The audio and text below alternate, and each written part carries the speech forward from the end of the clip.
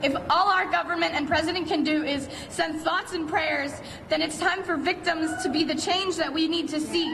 Powerful words coming from student survivors of the horrific Florida school shooting.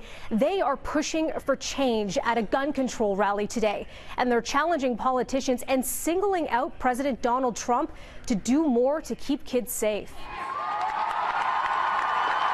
The fact that all of you are out here today is showing that this is a turning point in American history, and we are not going to let this. Because of these gun laws, people that I know, people that I love have died, and I will never be able to see them again. Students, school officials, and local leaders taking to the mic outside the federal courthouse in Fort Lauderdale.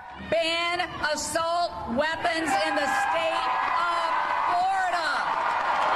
The weapon, an AR-15 used in the school attack that left 17 people dead and 14 others hurt, was purchased legally by the suspected shooter a year ago. There has been one tweet that I would like to call attention to. A passionate plea coming from student Emma Gonzalez, who hit back at a tweet posted by Donald Trump after the shooting. So many signs that the Florida shooter was mentally disturbed, even expelled for bad and erratic behavior. Neighbors and classmates knew he was a big problem, must always report such instances to authorities again and again.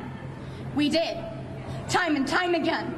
Since he was in middle school, it was no surprise to anyone who knew him to hear that he was the shooter. Those talking about how we should have not ostracized him, you didn't know this kid.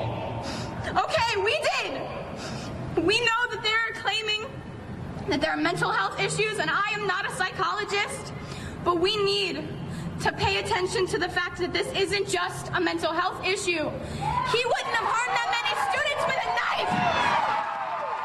Yesterday, the FBI made the stunning admission that it failed to act on a tip it received about the suspected gunman just weeks before the shooting.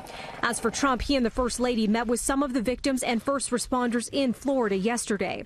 And ahead of today's rally calling for gun control, the Miami Gun Show opened not far from the site of the school shooting.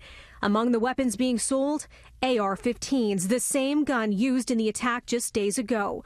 Organizers say there's no disrespect intended for the victims by this long-planned gun show, and they insist on gun safety being a priority.